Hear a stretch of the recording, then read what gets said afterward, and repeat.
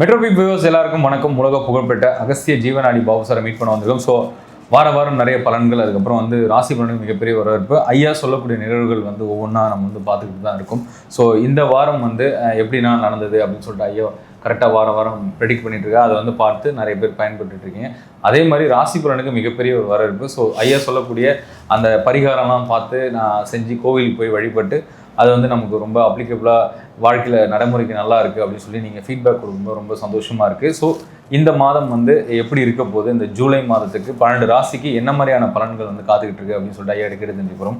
வணக்கம் சார். வணக்கம் மெட்ரோபிக் நேயர்களும் பக்தி தமிழ் நேரில் கோடான குறையரசுக்கும் இன்னைக்காக சார் என்ன சொல்கிறார் பார்ப்போம். சார் நம்ம ராசி பலனுக்கு ஒரு நல்ல ஒரு வரவேற்பு சார். நீங்கள் சொல்லக்கூடியது எல்லாமே அவங்களுக்கு கரெக்டாக அந்த பரிகாரம் மேட்ச் ஆகுது. எனக்கு அப்படியே 70 to 80% நல்லா இருக்குது அப்படின்றாங்க. ஸோ எல்லாரும் அதை பார்த்து அவளோட எதிர்பார்த்துட்டு இருக்காங்க சார். இந்த 12 ராசிக்கு இந்த ஜூலை மாதம் எப்படி இருக்க போகுது? கும்பராசி, அதுவும் அவங்களுக்கு கூட அவிட்ட நட்சத்திரம், சதய நட்சத்திரம், புரட்டாதி நட்சத்திரம், இந்த 3 நட்சத்திரமே வலு இல்லை. நல்ல படங்கள் வந்தது சடனாக நின்றுடும்.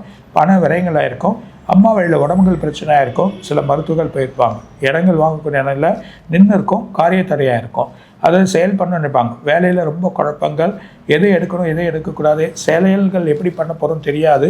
நல்ல ஒரு பெரிய போஸ்ட்டில் இருப்பாங்க. சடனாக அந்த போஸ்ட் விட்டு வெளியே வேண்டியதான் வேணான்னு சொல்லிட்டு வந்திருக்காங்க. குழப்பமாகி வழிநிலைகள் இல்லாமல் ஆகிடும். திரும்ப ஒரு 3-4 மாதம் அந்த வேலைக்கோசரம் வெயிட் பண்ணதாக இருக்கும்.